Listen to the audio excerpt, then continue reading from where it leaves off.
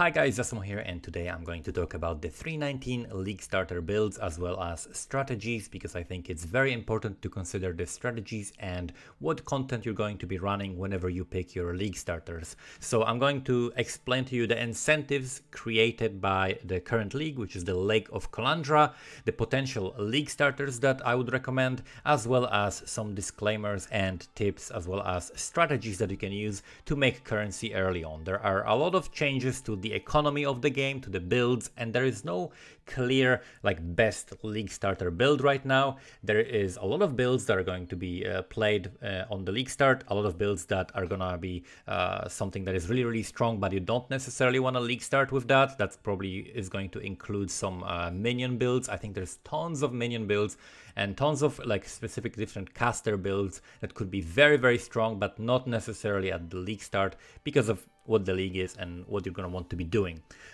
So this League is the Lake of Kalandra, and it is going to feature a lot of encounters with varying League mechanics that are juiced as hell, right? So we're going to encounter these new memories as well, which are going to give you specific encounters in maps, and you're going to be heavily incentivized to have a very well-rounded character. And what I mean by that is a character that has good single target damage. So for example, doesn't struggle against rares, doesn't struggle against unique monsters and essences in juiced map encounters. This is going to be something pretty important because we're going to be encountering juiced League mechanics even if you don't invest in them. So for example, if you don't want to focus on Metamorph or don't want to focus on Essence because you feel like your build is too weak, well, if you do the the Lake of Kalandra encounters, and if you do the map memories, you're going to encounter them anyway, and they're going to be buffed as hell because they're going to be pretty rewarding, but also more difficult. So you're going to encounter powerful rares and powerful unique monsters in maps,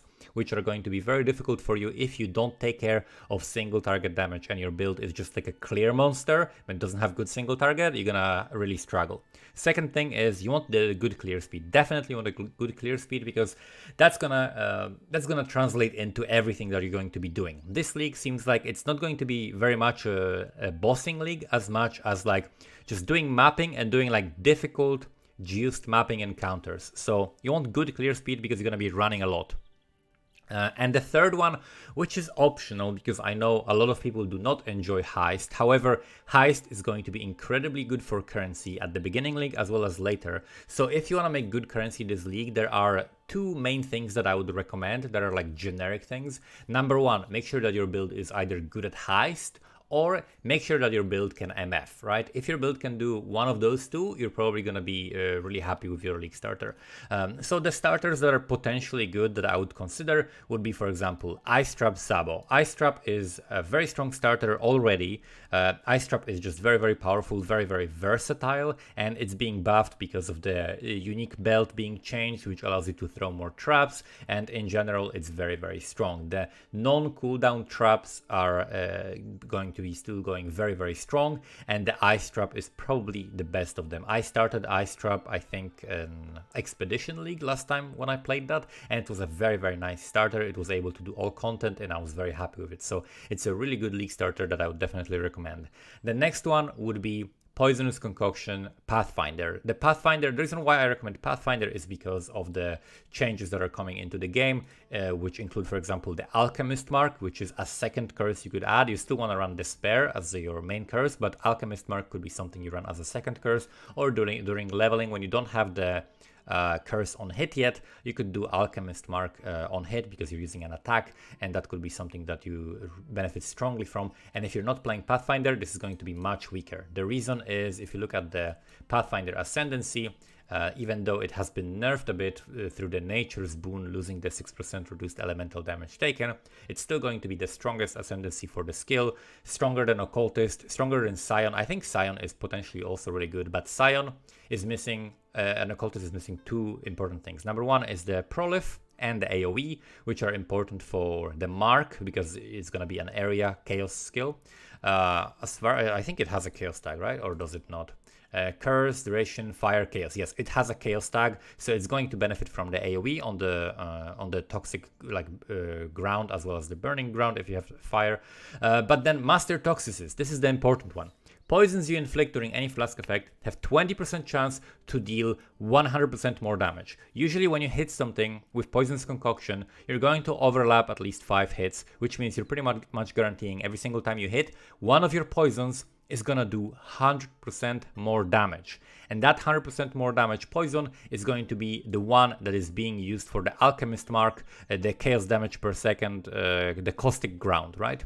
So that caustic ground is going to be this way stronger on Pathfinder than it's going to be on any other ascendancy. You can also use the poison mastery, which says that poisons you inflict on non-poisoned enemies deal 300% increased damage. This is going to help you kill rare monsters and unique monsters in the map much quicker than you otherwise would. So this is something that I would recommend, like Pathfinder Poison's Concoction. And it's one of the 2 builds that I am personally considering starting. Third one would be Blazing Salvo Miner. This would be played as a Saboteur.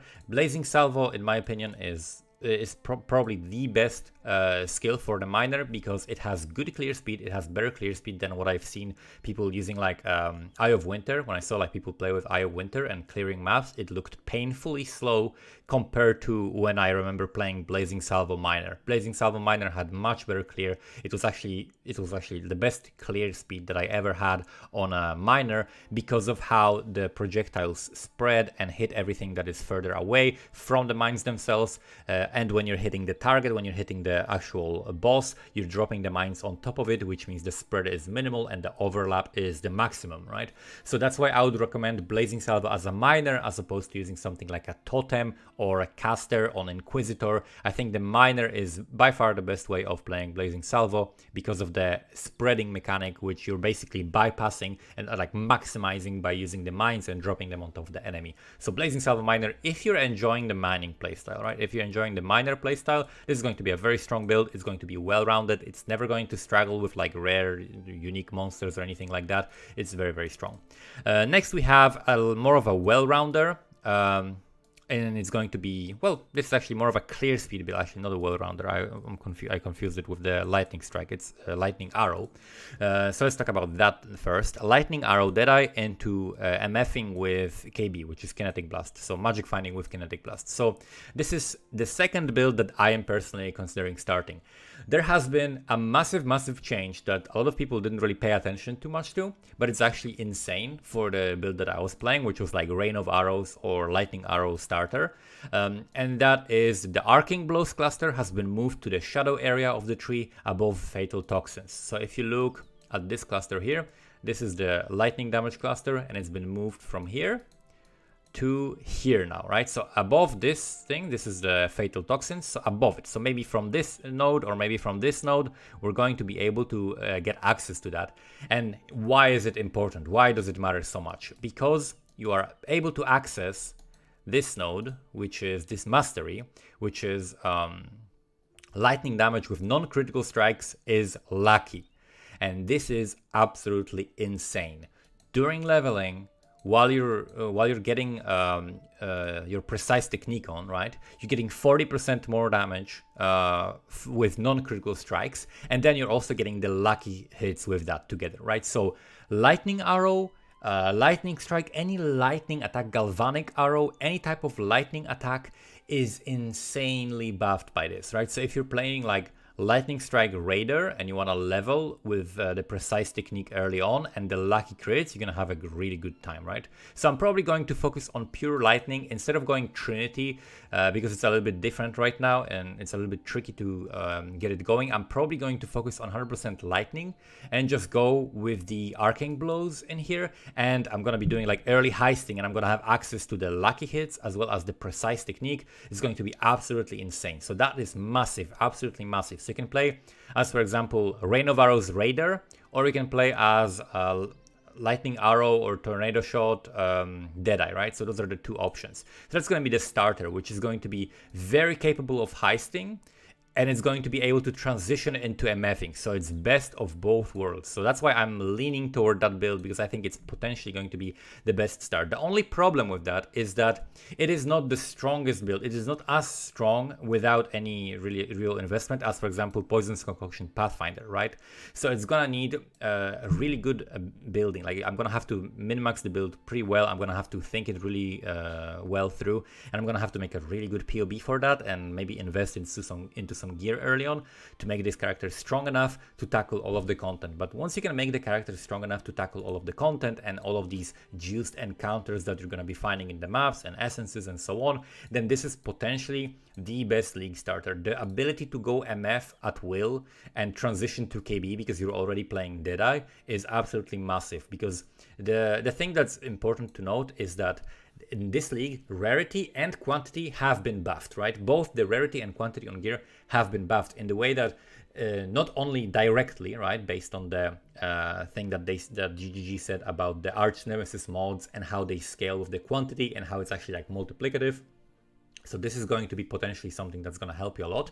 You're going to be also finding more divines. They also said that the rarity, because of how it interacts with the Arch Nemesis mods, is going to also give you ability to get higher tiers of currency. So they changed somehow the coding of the currencies, and now rarity also will give you the ability to somehow get like higher, like more rare currencies, right? So this is a massive change. You're going to be able to find more exalts and divines and whatever, and it's potentially very, very powerful. And on top of that, there's also the indirect nerf of divines becoming more expensive, which means the uniques with good rolls are going to be inherently more expensive, and by finding a lot of uniques, by playing with tons of rarity, you're going to be able to generate extra currency by selling well-rolled uniques as well. So this is another way why this is going to be very, very strong. And of course, when it comes to heisting early on with either LA or Rain of Arrows, this is like absolutely the best build. You can get so much movement speed, and you can be tanky enough to do all of the content without dying, and it's probably my league starter. Either that or the Poison's Concoction Pathfinder. So those are the strategies I'll probably go for.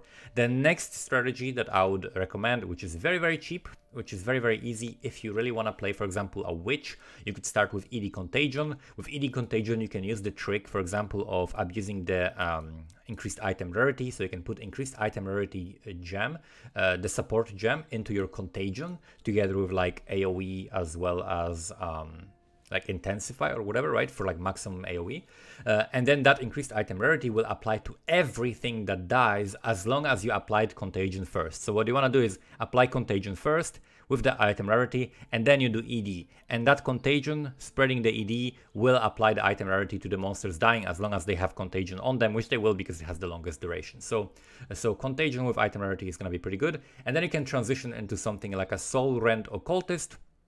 And don't get baited, do not use Spellslinger. Soul Rend Occultist is something that you can do on a budget to very, very quickly and very effectively farm Expedition content. Expedition is going to be very, very good because currency is going to be something that a lot of people will struggle with this league unless they're playing one of those strategies that I'm recommending here. So Soul Rend Occultist has this great great place in terms of like how it fits against the encounters of Expedition. It doesn't get affected by block at all because you're using a dot. It has explode, which means you're exploding everything in this like very tight spaces where tons of monsters are packed together, and it doesn't care about that many mods, right? You only care about the chaos, and also you care about the potentially the one that enemies cannot be cursed, right? Those two mods are the only things that you really care about, and everything else is pretty much fine, and you don't care about it, and you just blow up these encounters in a second, right? So I'll link my Soul Rend Occultist from last league in the description so you can see what I'm talking about, because this is a very, very powerful strategy. So next, we have Spectral Helix into Lightning Strike. So this can be played on many ascendancies. This can be played on even Trickster right now, right? Although I wouldn't really recommend that.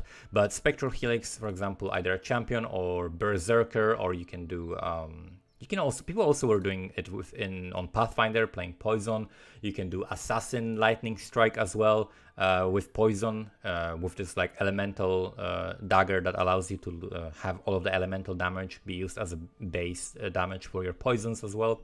And Lightning Strike in general for Raider, for example, is going to be a very well-rounded build. So Spectral Helix, Lightning Strike. If you really have no idea what to start, you don't know what you're going to be doing, this is one of the better ones because it's very versatile and it can do all content in the game. It can keep scaling later on, and it can basically handle anything you want to be doing. Transition into MFing later if you want as well, because you're playing a Raider. If you're playing, like, for example, if you're playing a Raider, then you can transition into that because you can just swap the Ascendancy and be a Deadeye. So that's something that I would highly recommend as a staple build that hasn't really been nerfed more than anything else, so it's still going to be a very good starter. Then we've got Soul Rest Guardian. Soul Rest Guardian is one of the stronger minion builds because it doesn't really require much. You don't need a 6th link. Basically, you just play as you would normally do with the Soul Rest. Look up some Soul Rest builds. You can either focus on attacks and trigger the Soul Rest with cast on channeling with Cyclone, and that will allow you to also abuse something like Holy Relic. This would be very, very strong. Or you can use it with the Arcanist brand, my way of playing it, which is much faster. It's even good at doing heist, so it's actually a pretty powerful build that you can get started with. It's gonna be able to do all the bosses in the game except for the Ubers early on, and you're never gonna struggle with like the rares and the unique monsters and the juiced encounters. So this is another thing that I would recommend. And then the last one would be the Maw of Mischief. It's a strong build that didn't really see any particular nerfs directly to it. So Maw of Mischief, the thing that people are still trying to figure out the best way of playing it, but definitely Maw of Mischief is going to be a strong starter. Just requires a specific unique, right? It requires the helmet, which you can farm because the cemetery map is still going to be in the map pool, so definitely something you could even farm yourself and have a very strong league start with that. So a couple of disclaimers again, right? I talked about a few builds and I mentioned some of these disclaimers, such as do not play Spellslinger with the Chaos Dot like Sovereign Occultist. That's a horrible idea. If you're playing Poisonous Concoction, play Pathfinder because it's better than Occultist in basically almost every way. Maybe not in tankiness, depending on how you build it, but it is better in terms of the clear speed, leveling, and bossing. So I would definitely recommend the Pathfinder. And then also, probably don't play Trickster. Honestly, Trickster has been the like most underwhelming change that I've seen. I vastly prefer the old Trickster. The old Trickster was much more interesting ascendancy, which could either focus on damage over time and skill effect duration. It could focus on the conversions, or it could focus on like just maximum map clear speed. You're getting all of the charges, you're getting all of the recovery and everything for mapping. So there were like 3 different playstyles, and also you could focus on like movement skills and have 0 mana cost, focus on like extra mana and stuff like that. So like 3-4 specific archetypes that were really good with Trickster. Now basically there isn't a specific archetype that is really good with Trickster. It's just an ascendancy that is packed with like very tanky stats. It's very easy to make this character really tanky and just really strong. And then you have some generic damage, but not too much actually. So in my opinion, it's a very unattractive ascendancy, kind of a failed rework in my opinion. So I'm not gonna be even looking in that direction. Funny enough, I played like 1 or 2 Trickster builds for the past 3 leagues. Every single time I was enjoying them a lot and it was really fun. And I didn't understand why people thought that Trickster is such a bad ascendancy when I was like, it was some of the most fun I had playing. Like it was really strong. And now that the Trickster is reworked, I'm not even gonna touch it because it basically looks boring and uninteresting. And it's like, yeah, you get some really good tankiness and that's it basically. So really boring ascendancy right now, and I don't think it fits particularly well into any build. Basically any build you want to play, there is an other ascendancy that will be fitting into this much better. So I'm personally starting with something like the Lightning Arrow Deadeye into MFing or Poisonous Concoction Pathfinder. I'm going to be debating between those two because I'm going to be doing a lot of heisting and then probably MFing. But MFing is still like, it's not 100% sure if MFing is going to be really good because of course it has to be tested, and also there are much fewer rare monsters in your maps, which means that the MFing KB build, which heavily relies on a headhunter, is going to get much fewer buffs. So we'll see if that's still going to be good enough or not. Something that remains to be tested. So I wouldn't commit like 100% to MFing from the get-go. So make sure you have some kind of a backup plan if you're looking for only MFing, right? So for example, heist, right? And which this build can definitely do. So that's pretty much it when it comes to the league starters as well as league start strategies. Let me know, guys, if there are any other strong league starters that you're going to be looking at and potentially starting with. Thank you so much for watching, and see you next time.